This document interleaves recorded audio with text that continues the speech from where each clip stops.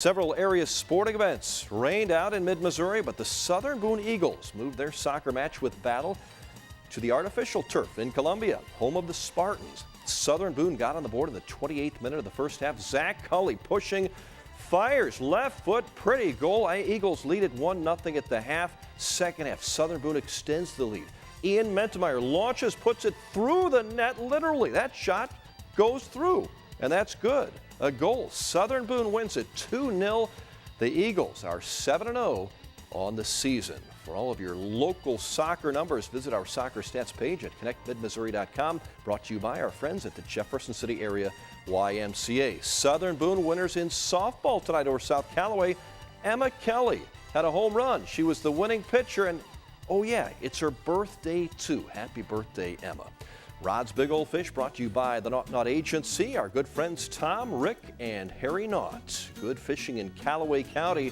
Here is Joyce Ann from New Bloomfield holding up a 10-pound catfish taken in a local lake. Joyce Ann brought the picture by the TV station in person. Our receptionist Michelle Kruger gets an assist for getting this picture on the air. And how about this one? Ruth Poindexter from Mexico, Missouri caught this nice catfish in a private lake near Teal Lake Independent and Assisted Living Facility in Audrain County. Several residents teamed up to catch enough for a big old fish fry. Ruth caught the biggest one. That's a 13-pounder. And by the way, Ruth recently celebrated her 93rd birthday. Hope you catch many more, Ruth. Thanks for joining us on Rod and Ruth's Big Old Fish. And it's Wheels on Wednesday, my weekly conversation with former Mizzou kicker Tom Whalehan, talking Tigers, Chiefs, Rams, and Dayton University.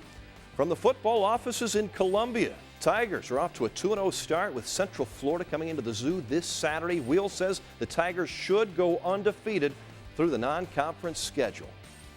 They better be 4-0 because the two teams they got, UCF is the toughest. Indiana, they're all right, but the Big Ten's horrible. Illinois is the only good team that won last week. What has happened to the Big Ten? They are awful.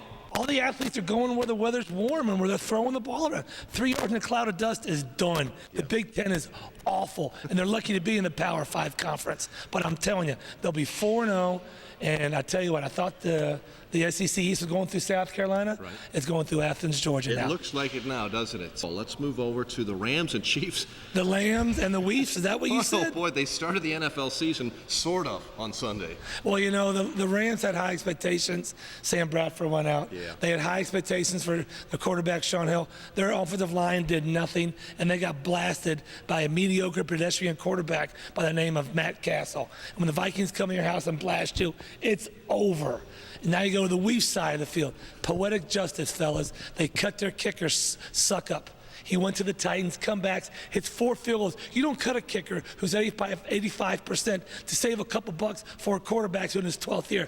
I'm sorry. They made a huge mistake on that one, and they got paid for it. Well spoken from a kicker. You got that right.